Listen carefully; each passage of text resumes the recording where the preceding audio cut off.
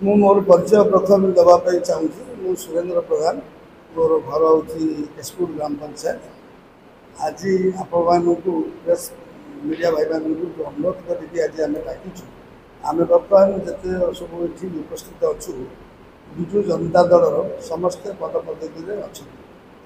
ତେଣୁ କାଲିର ଯେଉଁ ବିଜେପିର ମିଶ୍ରଣ ପର୍ବ ଗଲା, ତାହା ବିଜୁ ଜନତା ଦଳ ପାଇଁ କୌଣସି ପ୍ରଭାବ ପଡ଼ିବ ନାହିଁ। ସେ ଉଦ୍ଦେଶ୍ୟରେ ଆପଣମାନଙ୍କୁ ଗୋଟେ ପ୍ରେସ୍ ଦେଉଛୁ ଯେ ଆମ ଦଳ, ଆମ ଦଳୀୟରେ ଯେତେ କର୍ମୀ ଅଛନ୍ତି ସବୁ ଠିକ୍ ଭାବରେ ଅଛନ୍ତି।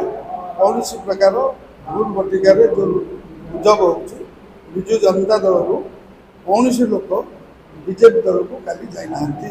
ଯେଉଁମାନେ ଯାଇଛନ୍ତି ତାଙ୍କ ଦଳୀୟ ଲୋକ ଅଭିମାନରେ ଆସିଥିଲେ, ତାଙ୍କ ଦଳକୁ ସେମାନେ କାଲି ଫେରିଛନ୍ତି। ରାଣୀମା ଦୀର୍ଘ 10 ଯୋଜନା ଏଠି ପଦପଦବୀରେ ରହିଆସିଛନ୍ତି। ଖଲିକୋଟ ନିର୍ବାଚନ ମଣ୍ଡଳୀ ହେଉଛି ଗଞ୍ଜାମ ଜିଲ୍ଲାର ପ୍ରଥମ ନିର୍ବାଚନ ମଣ୍ଡଳୀ ଆରମ୍ଭ। ରାଣୀମାଙ୍କର ବିୟୋଗ ପରେ କିଛି ଲୋକ ଯେଉଁମାନେ ମୁଷ୍ଟିମୟ ଲୋକ, ସେମାନଙ୍କୁ ଦଳ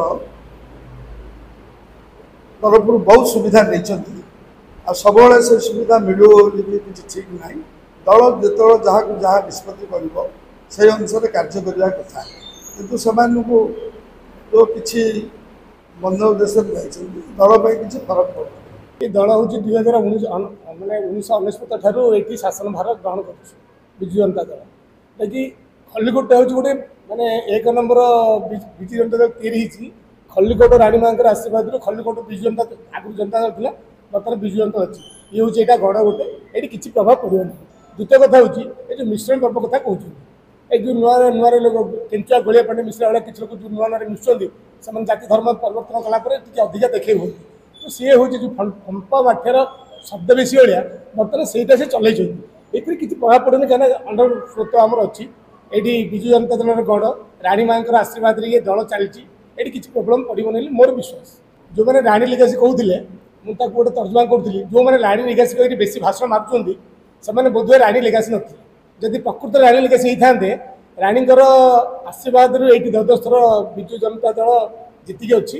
କିନ୍ତୁ ଆଜି ସେ ମରୁ ବା ସେ ହିୟୋଧ୍ୟା ମତେ କରୁ ତାଙ୍କ ବିରୁଦ୍ଧରେ ଗୋଟେ ସଂଗଠନ ତିଆରି ହେଇଗଲା। ଏଇଟା କେତେ ଦିନ ରାଣୀ ଲିଗାସି ଆପଣମାନେ ଅନୁଭବ କରୁଥିବେ।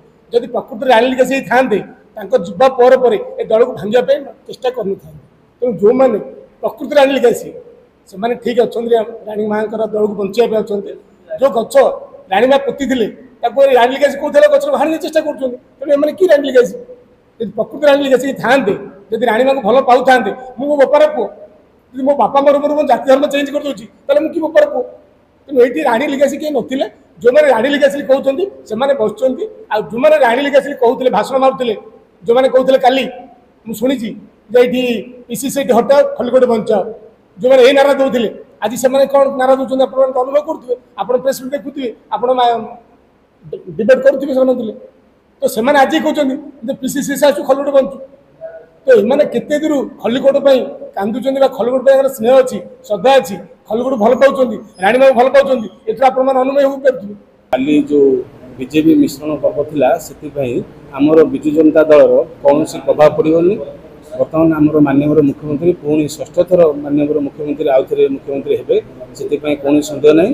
ଆମର ଯେ ବିଧାୟିକା ପ୍ରାର୍ଥୀ ଅଛନ୍ତି ସୃଜନୀ ବଦ୍ୟ, ସେ ବି ବହୁତ ଭୋଟରେ ବି ଜିତିବେ। ନିର୍ବାଚନ ମଣ୍ଡଳୀରେ ଜନସାଧାରଣ ଜାଣିଛନ୍ତି ଯେ ପୂର୍ବତନ ବିଧାୟକ ଯେଉଁ 2 ଥର ଥିଲେ, ତାଙ୍କର ଯେଉଁ କାର୍ଯ୍ୟକଳାପ ଜାଣିଛନ୍ତି। ବର୍ତ୍ତମାନ ବିଧାୟିକା ଯେଉଁ ସୃଜନୀ ବଦ୍ୟ, ଜନସାଧାରଣ ଜାଣିଛନ୍ତି, କୌଣସି ପ୍ରଭାବ ପଡ଼ିବ ନାହିଁ।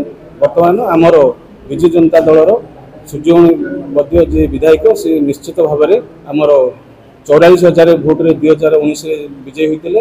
ବର୍ତ୍ତମାନ ବି 2024ରେ ସେ ପୁଣି 44,000ରୁ ଉର୍ଦ୍ଧ୍ୱ ବିଜୟୀ ହେବେ। ଖଲିକୋଟ ରାଣୀ ମାଙ୍କର ନୀତି ଆଦର୍ଶ, ସାକେତାଙ୍କ ନୀତି ଆଦର୍ଶ, ସାକେତାଙ୍କ ସହିତ ବାରମ୍ବାର ଆମେ ସାକ୍ଷାତ କରୁଛୁ। ଓଡ଼ିଶା ସରକାର ବି ସାକ୍ଷାତ କରୁଛନ୍ତି। ତାହେଲେ ତିଳେ ମାତ୍ର ସନ୍ଦେହ ନାହିଁ, ଆମେ ଖଲିକୋଟ ନିକଟ ସୂର୍ଯ୍ୟମଣି ମଧ୍ୟ ଜିତିବାର ନିଶ୍ଚିତ। ଓଡ଼ିଶା ସରକାର 6ଠ ଥର ମୁଖ୍ୟମନ୍ତ୍ରୀ ଆଉ ନବୀନ ପଟ୍ଟନାୟକ ଯାଉଛନ୍ତି, ଆଜି ତିଳେ ମାତ୍ର ସନ୍ଦେହ ନାହିଁ।